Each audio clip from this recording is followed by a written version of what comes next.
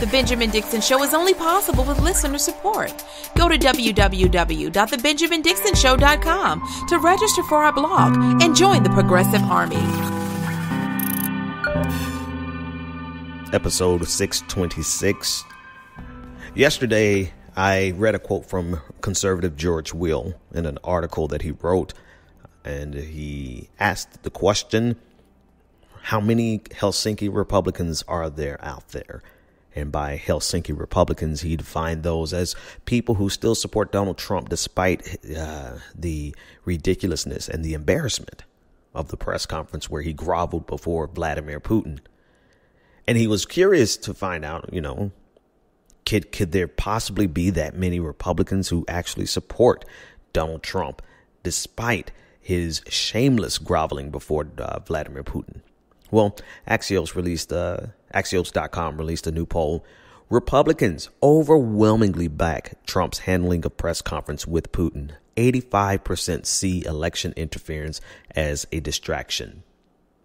Now, across the country, on average, 58% of Americans totally disapprove of it, where 40% do. But that 40% is overwhelmingly packed and stacked with Republicans. 79% of Republicans totally approve of how Donald Trump handled the press conference. 33% of independents and 7% of Democrats.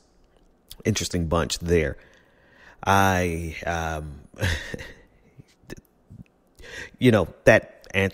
it. There's nothing else to talk about. Yesterday, I read a couple of samples, a little snapshot from Facebook, which I obviously said was not a scientific sample, but you can get the pulse of the nation by what's going viral on social media. And on social media, the video of Fox Business host Trisha Reagan, I'm not sure, but the response to that video, tens of thousands of likes and comments talking about how Fox Business News was going to become the enemy now that they're attacking Donald Trump and that there was nothing wrong with what Russia did. I mean, then the data came out. The survey came out showing 79% of Republicans approve of it. And they're not stopping there. If you take a look at some voices on social media are saying, and that these voices, they may not be national voices, but they contribute to the discourse. Like I've talked about before, they contribute to setting the Overton window. The shift has been made from denying any Russian involvement to outright being thankful for Russian involvement. One person, Jacob Wool on Twitter, said, if Russia assists MAGA candidates on the internet in this year's midterms, that's not the end of the world. Well, that's a shift. Cassandra Fairbanks, you should remember her. She used to be a Bernie bro, and now she converted to a full Russia bot. She said, no, I would be cool with it. I'm already there. If Russia was involved, we should thank them. Go a little bit further. A couple of comments says, speaking as a Trump voter, Hillary is a greater threat to our republic in reference to Russia. Hillary Clinton is a greater threat to our republic than Russia. And in case you didn't hear the C-SPAN caller who called in pretending to be a Democrat, clearly a Republican, basically thanking Russia. I'll let you take a listen to it now. Mary Lou, let me ask you, do you think Russian interference was the reason that President Trump won in 2016? Yes, because the Russians interfered. I mean, what would we do with Hillary in that White House? That woman, she doesn't know what she was doing. What a mess she made of Benghazi. What she did with those emails to put a server in her living room or wherever she put it. That's Mary Lou. It sounded like he was going to say Mary Lou from Kentucky. And no shade to anyone from Kentucky, but I'll keep moving on. So I thought we were actually at a turning point, an inflection point where, because you had Republican leaders, Mitch McConnell, Paul Ryan holding the line, Newt Gingrich, all these people holding the line, Fox News on average. And you would think that this was an inflection, like this was a turning point. But no, the monster that they've created has certainly come back to eat them alive. I mean, the Republican Party is dead. There's nothing. I mean, you have people like Ann Coulter calling for the FBI to be disbanded. Now, there's plenty of reasons to discuss that, to have that conversation, but not from the framework that they're offering, that because the FBI has information or is carrying out an investigation or is a part of the investigation into Russian meddling and in really particularly the obstruction of justice portion of Donald Trump's participation in this. If that's the reason you want to disband the FBI, that's not going to do us any favors, those of us who are fighting for justice against an injustice system, right? So we have to be careful. And I'm going to talk about this in part 2. All of the fallacious arguments and talking points that come off as intellectualism, and they're nothing more than really lazy thinking, the results of lazy thinking and the pursuit for attention and clicks. All of these talking points about, we didn't trust the FBI before. We didn't trust we didn't trust the FBI. But you know what I trust less? People who want to disband the FBI for their political purposes that are directly counter to what we are trying to do. We have to be, so that's the next section. But if you ever thought for a minute that there was anything that Donald Trump, if you thought for a second that Donald Trump had finally found a place where he couldn't go any further, we were wrong.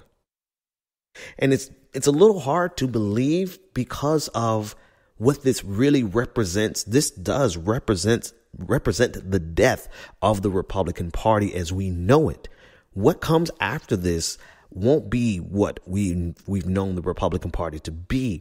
See, the Republican Party has been as I discussed yesterday, as of late, the Republican Party has been nothing more than an opposition party.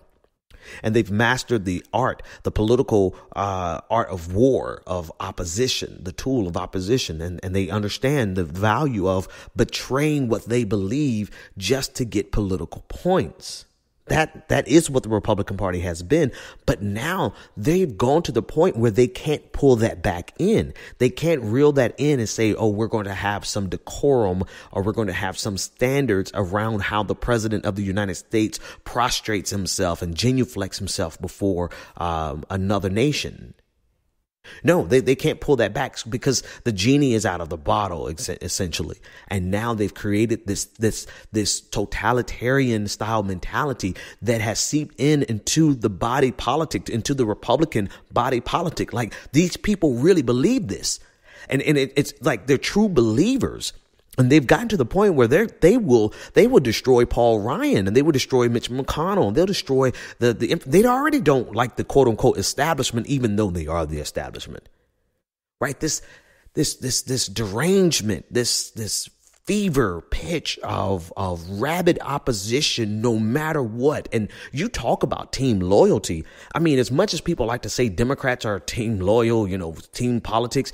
No, man, you haven't seen anything until you see the extent to which Republicans are willing to go, how far they're willing to go simply to get a win.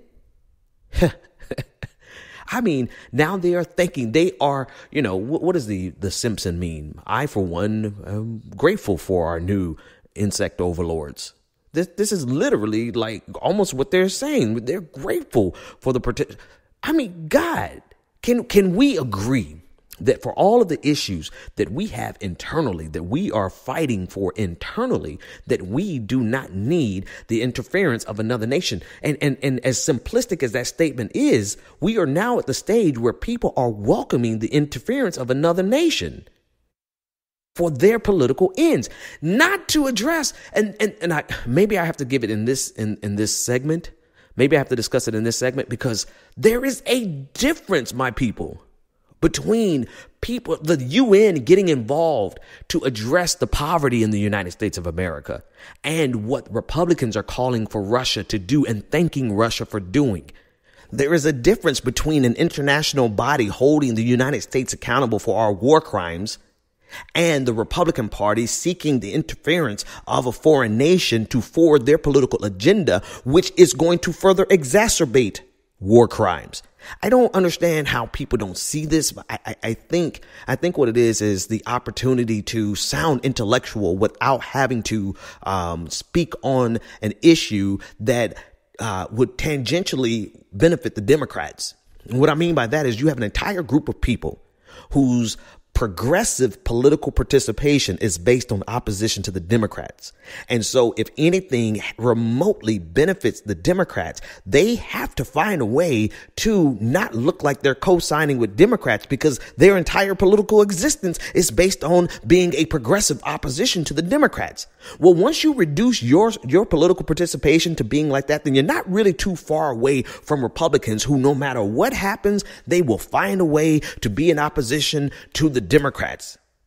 And if you're doing that from a progressive point of view, then you're going to find yourself always looking for a way to justify or explain away or to minimize what's actually happening with President Trump.